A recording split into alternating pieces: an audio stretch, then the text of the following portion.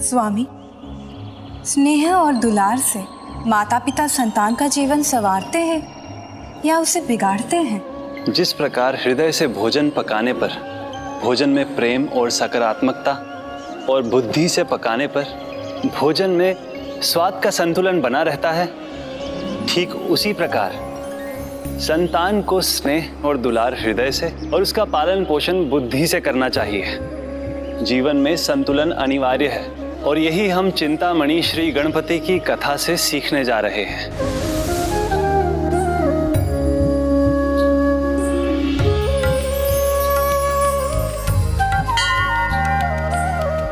प्रणाम प्रभु चिंतामणि गणपति जी। चिंतामणि, अद्भुत है प्रभु का ये नाम, जिसके उच्चारण मात्र से आशा और विश्वास जगाने वाले वरदान का आभास होता है।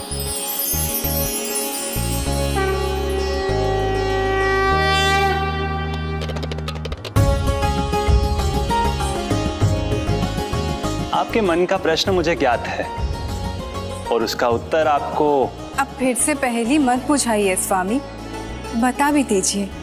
प्रभु गणेश के लिए सिंदूर का क्या महत्व है, इससे आप भली भांति परिचित हैं।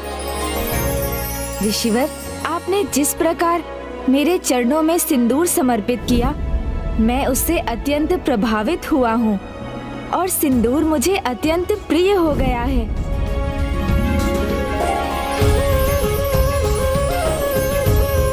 ऋषि कपिल, प्रभु गणेश के महान भक्त सिंदूर के लेप का प्रयोग कर अपने आराध्य को प्रसन्न करने के लिए तत्पर रहते थे। भक्त कपिल का प्रणाम स्वीकार कीजिए प्रभु।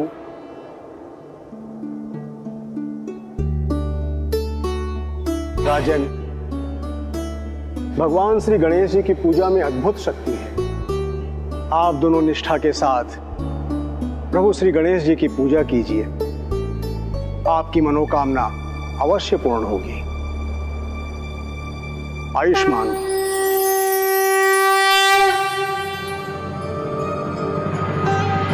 और इस प्रकार ऋषि कपिल से प्रेरित होकर महाराजा अभिजीत और महारानी गुणवती भी गणेश जी की भक्ति में लीन हो गए। इस प्रकार दोनों पति पत्नी संतान प्राप्ति की मनोकामना के लिए घोर तपस्या में लीन रहे।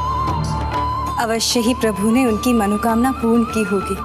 हाँ देवी, वर्षों तक अटूट भक्ति में लीन रहने के फलस्वरूप उन्हें पुत्र की प्राप्ति हुई, जिसका नाम उन्होंने रखा कर्ण।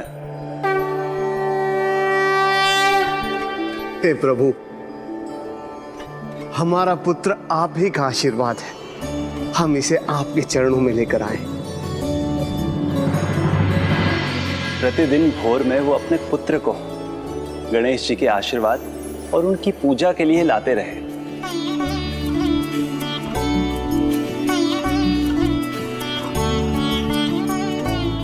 और देखते ही देखते वो शिशु की आयु बढ़ने लगी और वो बालक बन गया।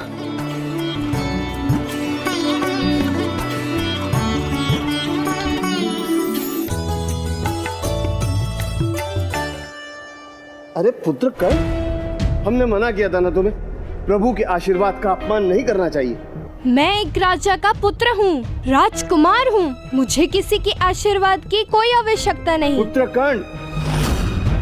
माँ देखो ना, पिताजी मुझे डांट रहे हैं। महाराज, ये तो बालक है, समय आने पर स्वयं समझ जाएगा। किंतु मेरे पुत्र को कोई उलाहना नहीं देगा, कोई डांटेगा नहीं।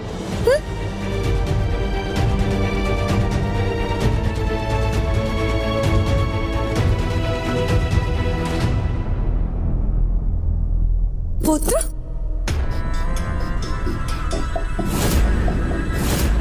पुत्र प्रभु का भोग था, उन्हें चढ़ा लेती तब खा लेते। उसका क्या लाभ? आप तो प्रतिदिन भोग चढ़ाते हो ना, कभी देखा है आपके प्रभु को भोग खाते हुए? ये तो भक्ति भाव है पुत्र, इसमें किसी भी प्रकार का संशय का कोई स्थान नहीं। ध्यान रखना। पिताजी देखिए ना माँ को, आपकी बातें ये भी मुझे डांट रही हैं। यही सब सुनना था तो मेरा जन्म ही क्यों हुआ? जाने दीजिए महारानी, बालक ही तो है, बड़ा हो जाएगा तो स्वयं समझ जाएगा। पिता कुछ समझाते तो माँ रोक लेती, माँ कुछ समझाती तो पिता, और इसका लाभ उठाना उसे भली भांति आ गया था, इसीलिए वो जो चाहता वही करता था। पुत्र ऐसे साधु निशानों,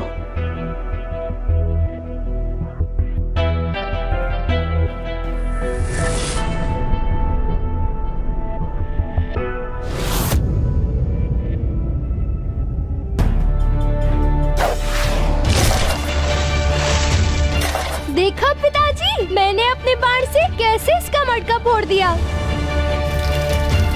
कोई बात नहीं, बालक ही तो है, बड़ा हो जाएगा तो स्वयं समझ जाएगा।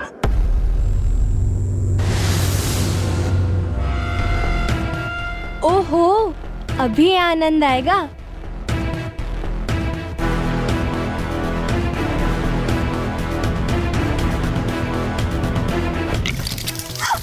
आनंद आ गया, आनंद आ गया, आनंद आ गया, आनंद आ गया, बहुत आनंद आ गया। कोई बात नहीं, छोटा है, धीरे धीरे समझ जाएगा। हे, आनंद आ गया, हे, आनंद आ गया, आनंद आ गया।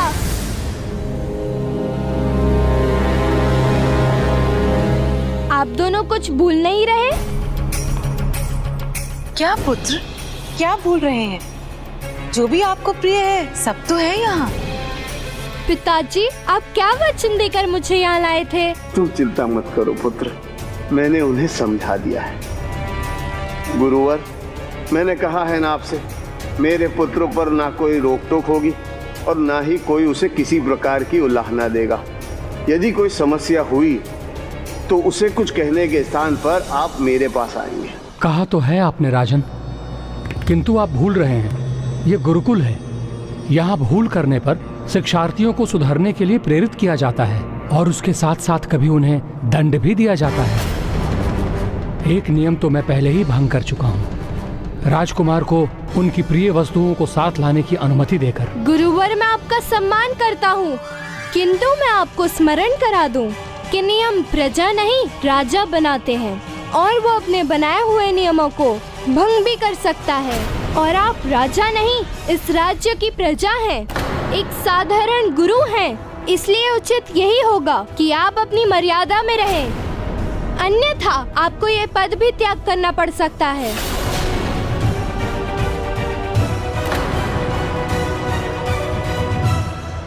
देखा महाराज, कितने अधिकार से राजाओं की भांति बात करता है मेरा पुत्र। एक और दोनों माता पिता ने अपने पुत्र प्रेम में अपनी आंखों पर पट्टी बांध ली थी। उन्हें अपने पुत्र में केवल गुण ही दिखते थे, और दूसरी ओर गुरु विवश थे। उन्हें अपने राजा की आज्ञा का पालन किसी भी परिस्थिति में करना ही था, और उनका पुत्र कुछ सीखने के स्थान पर और उद्दंड बनता जा रहा था, किंतु उसके माता पिता को यह ज्ञात ही नहीं था।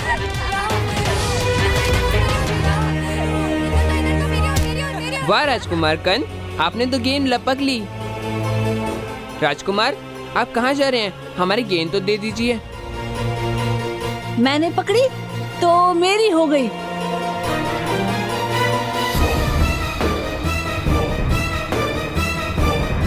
सभी विद्यार्थी चारों वेदों का नाम लिखिए।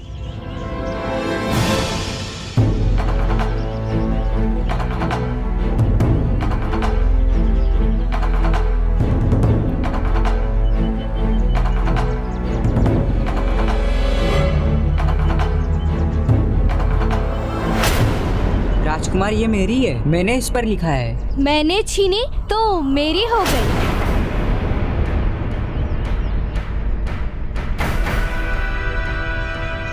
जिसके अभिभावक को ही अपने संतान को योग्य बनाने की चिंता नहीं, जिस विद्यार्थी के हृदय में गुरु के लिए आदर नहीं, उस बालक को कुछ भी कहना व्यर्थ है। अति उत्तम राजकुमार कर्ण।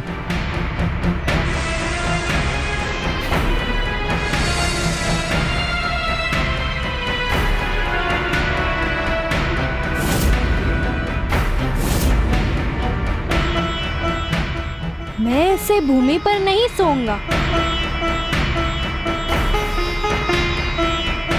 ओह, गुरुदेव के पास तो ये खटिया है। गुरुजी गिर गए, गुरुजी गिर गए, गुरुजी गिर गए। अब मैं इस पर विश्राम करूंगा। राजकुमार कर्ण, ये शिष्यों के लिए नहीं है। हाँ जानता हूँ, पर अब ये मेरे पास है तो मेरी है।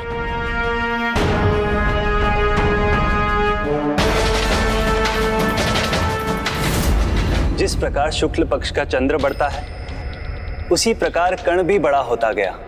चंद्रमा तो बड़ा होकर अपने प्रकाश से धरती को प्रकाशित करता है, किंतु कर्ण उसके विपरीत अपने बढ़ते दुर्व्यवहार से सभी को चिंतित और दुखी कर रहा था। ऋषि कपिल तक जब इसकी सूचना पहुंची तो वो बहुत चिंतित हुए, किंतु उनकी पूजा में इतनी शक्ति थी कि उनकी चिंता हरने स्वयं प्रभु चिंतामणि आ गए।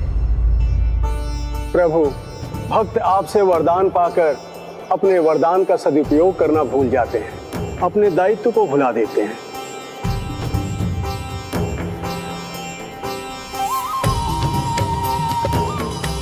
प्रभु, महाराज अभिजीत और महारानी गुणवती ने आपके आशीर्वाद से पुत्र को तो प्राप्त कर लिया, परंतु अपनी संतान को संस्कार सिखाना भूल गए।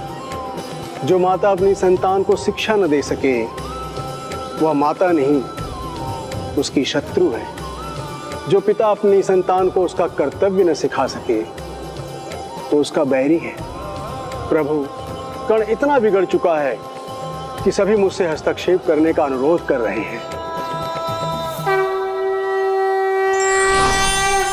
हस्तक्षेप तो आपको करना ही होगा ऋषिवर।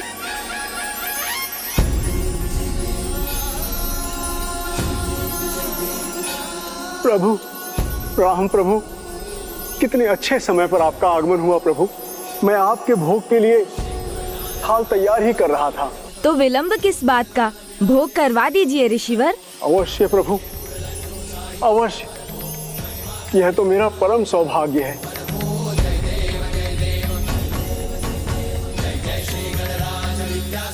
लीजिए प्रभु। ऋषिवर मेरी भक्ति में इतने खो गए कि छिलके और फल का भेद ही भूल गए।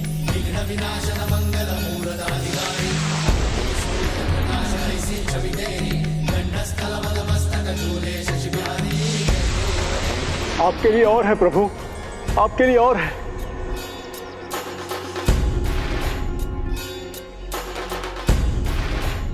ये मैंने क्या कर दिया प्रभु? आपको फल के स्थान पर छिलका खिला दिया और वो छिलका अपने आनंद के साथ ग्रहण कर लिया प्रभु। भक्ति भाव से भक्त जो देते हैं वो मैं अवश्य स्वीकार करता हूँ। धन्य है प्रभु आप, धन्य है। अपने भक्त के प्रति आपकी यह दया भावना अद्भुत। आपकी लीला अद्भुत है प्रभु, आपकी लीला अद्भुत। अवश्य, और मेरी अगली लीला में आपका भी अत्यंत महत्वपूर्ण भाग है। राजकुमार कर्ण को लेकर आपकी चिंता इसी आश्रम में दूर होगी। आपके हस्तक्षेप से न केवल उसके माता पिता अपनी भूल समझेंगे, अपितु स्वयं राजकुमार कर्ण भी दूसरों की वस्तुओं पर अपना अधिकार जताने की बुरी लत को छोड़ देगा।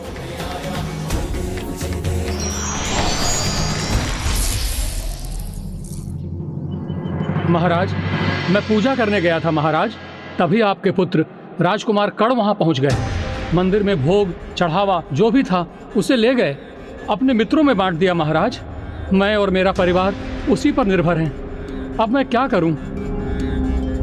महाराज, मेरे हर फल को राजकुमार कर्ण ने झूठा कर दिया है। अब उन्हें कौन खरीदेगा महाराज? और अब मेरे परिवार वालों को मैं क्या खिलाऊंगा महाराज? महाराज, इतने श्रम के साथ मैंने मटके बनाए थे, किंतु आपके पुत्र राजकुमार कर्ण ने अपने मित्रों के साथ उन्हें अपने अभ्यास के लिए प्रयोग में ले लिया। उन पर लक्ष्य लगाकर मेरे सारे मटके फोड़ दिए। महाराज, आपका पुत्र राजकुमार कर्ण अपनी टोली के साथ मेरे दुकान पर आए और जितने भी समूल्य आभूषण उन्हें पसंद आए, सब के सब बिना उनका मूल्य चुकाए ले गए। अब आप ही बताइए, इस राज्य में व्यापार कैसे कर सकते हैं? नहीं, ऐसा नहीं हो सकता। अभी गुरुकुल में उसकी शिक्षा संपन्न होने में समय शेष है। वैसे भी वो हमारा पुत्र है, वो राजकुमार है, उसे भला किस बात की कमी है? सब कुछ है उसके पास, ये राज्य और ये राजभवन सब उसी का तो है। तभी तो आपका पुत्र अपने राजभवन लौट आया। और वैसे भी एक होने वाले राजा की शिक्षा उस गुरुकुल में कहाँ हो सकती है? वो तो राजभवन में ही संभव है।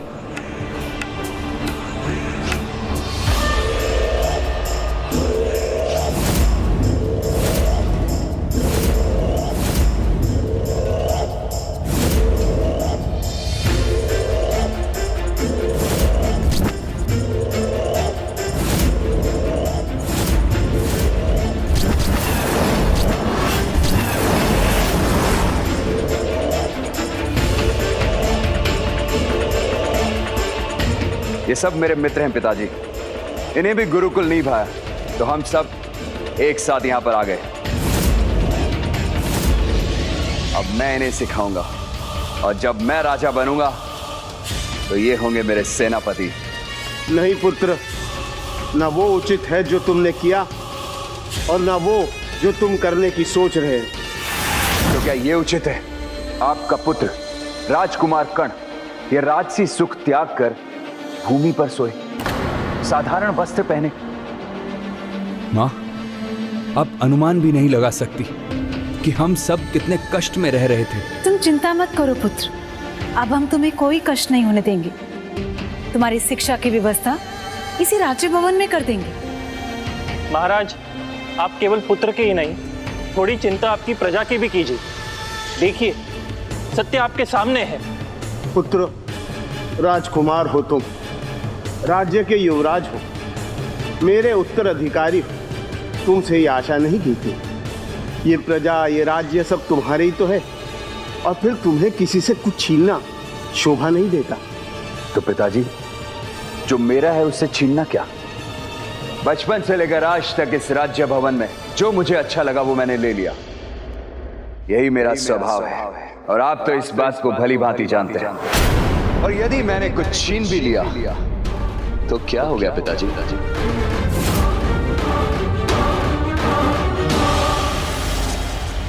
आप लोगों की जो भी हानि हुई है उसका मूल्य मैं चुकाऊंगा। मंत्रीवर, इन्हें उचित स्वर्ण मुद्राएं दी जाए। जी महाराज। महाराज, यदि इतना ही होता तो हम सह लेते, हम यहाँ आते भी नहीं। किंतु ये और इनके मित्र मर्यादा की सभी सीमाएं लांघ चुके हैं। हमारे राज्य में स्त्रियों का अपमान ये कैसे सहे? महाराज, जो वस्तुओं की हमारी क्षति हुई है उनकी तो आप भरपाई कर देंगे, किंतु इन बस, राजधर्म के विपरीत आचरण है तुम्हारा। अपनी ही प्रजा के साथ दुर्व्यवहार करने के बाद यहाँ लौटने का दुस्साहस कैसे किया तुमने? शांत पिताजी, शांत। आपकी आयु में इतना क्रोध नहीं करते। कहीं उच्च रक्तचाप से मस्तक की कोई धमनी फट गई तो आपके प्राण चले जाएंगे। पिताजी को शांत किया तो आप तमतमा उठी। ये हो क्या गया है आप दोनों को? इतना कैसे बदल गए आप दोनों? हमें तो लगा तुम बदल रहे हो, अपने कर्तव्यों को समझ रहे हो। किंतु तुम्हें जिस प्रजा की रक्षा करना चाहिए तुम उन्हीं पर अत्याचार कर रहे हो। तो क्या हो गया? बचपन से लेकर आज तक जो चाहा वो छीनता ही तो रहा हूं मैं। तब तो आपने कभी कुछ नहीं बोला। आज ऐसे अचानक आप दोनों को क्या हो गया जो इतना क्रोधित हो रहे हैं आप? हाँ, गलत था तो पहले भी गलत रहा होगा ना। पहले हो या अब, गलत और सही तो नहीं बदल जाता ना। और अब तो ये मेरे व्यवहार में रच बस गया है। मुझे तो यही सही लगता है। बचपन में हर माता पिता अपनी संतान से लाड़ दुलार करते, उसे खेलने कूदने का अवसर प्रदान करते, थोड़ी उद्दंडता भी सहन कर लेते, परंतु इसका अर्थ ये थोड़ी है कि वो अपना स्वभाव ही बना ले। अब तुम बड़े हो गए हो, शीघ्र ही अपने राज्य का दायित्व संभालोगे। ये तो तुम्हें सीखना ही होगा कि राजा का धर्म अपनी प्रजा को देना होता है, ना कि उससे छीनना। इसलिए पुत्र, केवल स्वार्थी ना बने रहकर कुछ परोपकार भी सीखो। अपने सुख के आगे अपनी प्रजा का सुख देखना सीखो। उसे लेने के स्थान पर कुछ देना सीखो। आपने उचित कहा पिताजी। लेन देन के इस फेर में मुझे कुछ देना सीखना चाहिए पिताजी, और देने का पहला पाठ तो आप ही मुझे सिखाएंगे ना। तो एक कार्य कीजिए, दे दीजिए अपने पुत्र को सिंहासन।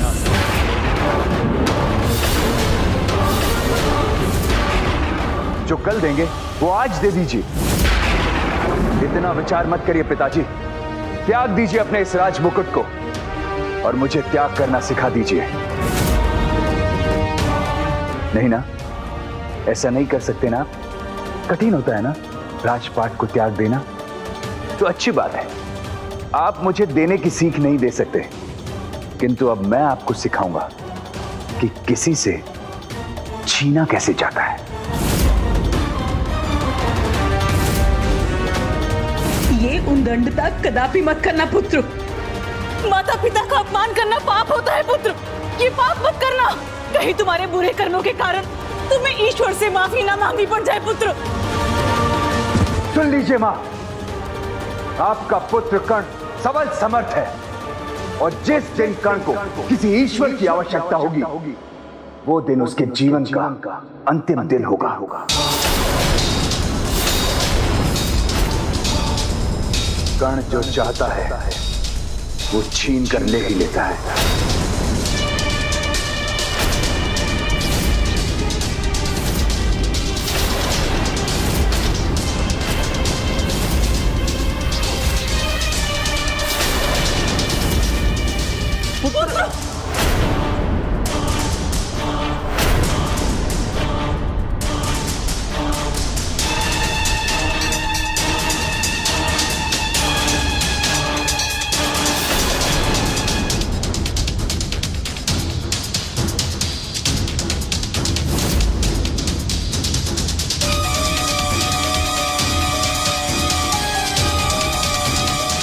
देखा पिताजी, आपका मुकुट ले लिया ना मैंने। अच्छा हुआ जो आपने स्वयं नहीं दिया, क्योंकि छीन कर लेने का आनंद ही कुछ और होता है। आप बैठे क्यों? अपने राजा के लिए सिंहासन तो छोड़िए, आपका राजा खड़ा है और आप बैठे, ये शोभा देता है क्या पिताजी? मुझे यहां से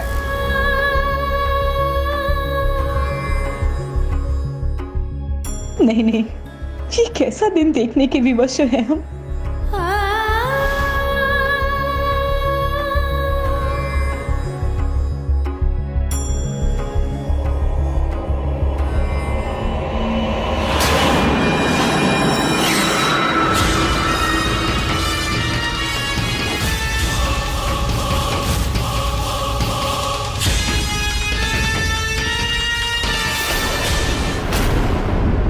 हे प्रभु, हे गणेश जी, ऐसा पुत्र नहीं मांगा था हमने, जो अपनी मां के सामने ही नहीं, भरी सभा में अपने पिता का अपमान करे। ऐसे पुत्र के लिए तपस्या नहीं की थी हमने। दोष प्रभु का नहीं, दोष हमारे वरदान का नहीं, दोष तो हमारा है। हमने ऐसा पुत्र नहीं मांगा था, और न ही प्रभु ने हमें ऐसा पुत्र दिया। हमने जिस प्रकार इसे बड़ा किया, इसका पालन पोषण किया, इसकी गलतियों को इसके बचपन का खेल समझा, ये तो उसी का परिणाम है।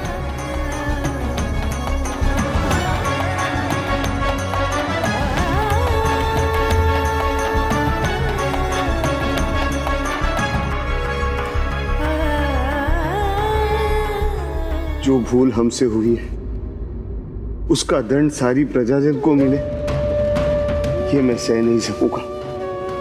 हे प्रभु गणेश जी, हमें क्षमा कर दीजिए और हमें कोई मार्ग सुझाइए।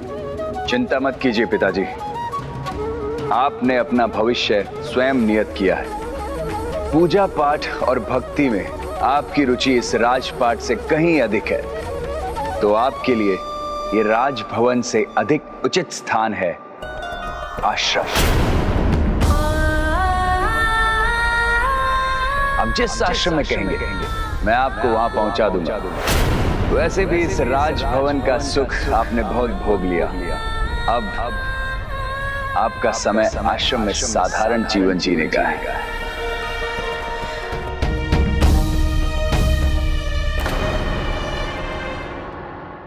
प्राण देने वाली वायु, जीवन देने वाला जल और ऊर्जा देने वाला भोजन तन और मन के पोषण के लिए आवश्यक है, किंतु आवश्यकता से अधिक लेने पर ये सभी भी प्राणघातक बन जाते हैं। अति सर्वत्र वर्जते। ठीक उसी प्रकार बल्लाल की कथा में अति अनुशासन बल्लाल का बाधक बना। वही कर्ण की कथा में अति स्वतंत्रता के कारण कर्ण ने उद्दंडता की सभी सीमाएं लांघ दी। जिस पुत्र को इतने दुलार से पाला, वही पुत्र अब महाराज और महारानी को कपिल के आश्रम में भेजने को आतुर था, किंतु जो होता है और जो हो रहा था, ये तो प्रभु गणेश की ही लीला है और ये स्वयं कर्ण को भी ज्ञात नहीं था।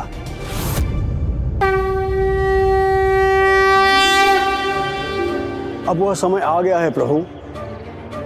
महाराज अपनी महारानी के साथ आश्रम में आ रहे हैं। आइए हम उनका स्वागत करें।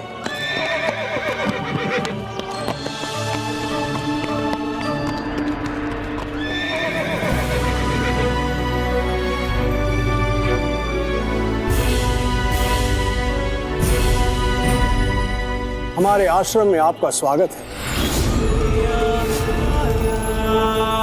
ऋषिवर, आपकी दृष्टि से चूक हो गई, अन्यथा आपको ज्ञात होता कि महाराज अब पिताजी नहीं, मैं हूं।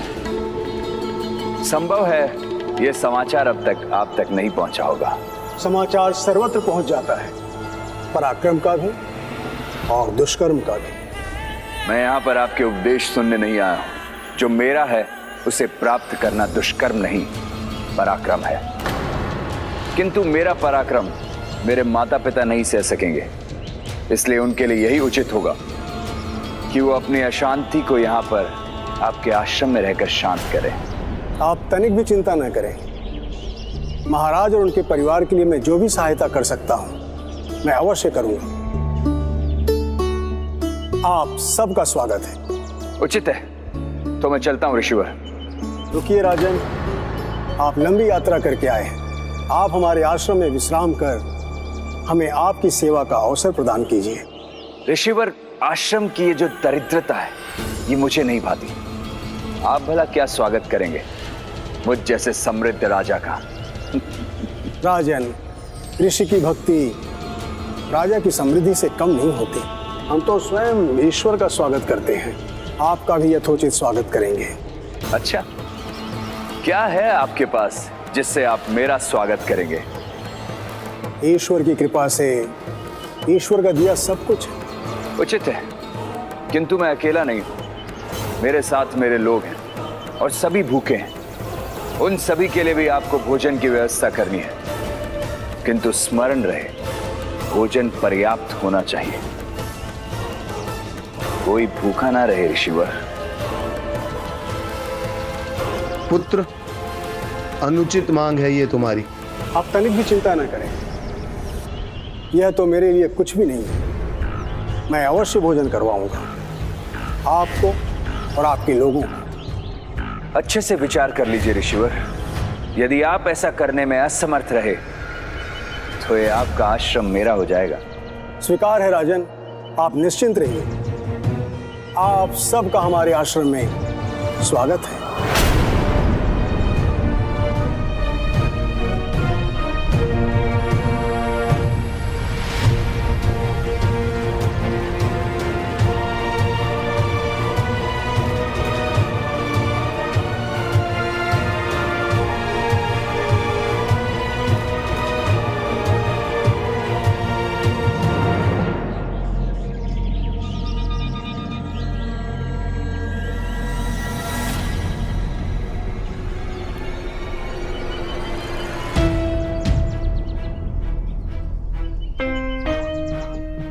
ये ऋषियों को इतना बड़बोला होने की क्या आवश्यकता है? इनके पास तो सबको बिठाने के लिए पर्याप्त आसन भी नहीं होंगे, तो भोजन कहां से लाएंगे?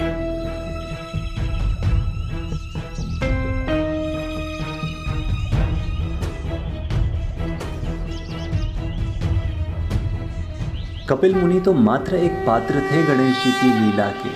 कर्ण को नहीं पता था कि वो एक ऋषि को नहीं अपितु गणेश जी के एक प्रिय भक्त को चुनौती दे रहा था। फिर हुआ वही जो गणेश जी ने रचा था।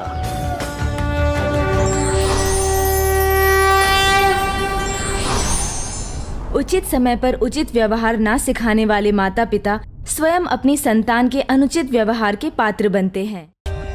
For more updates, subscribe to our channel, click the show links and enjoy watching the videos.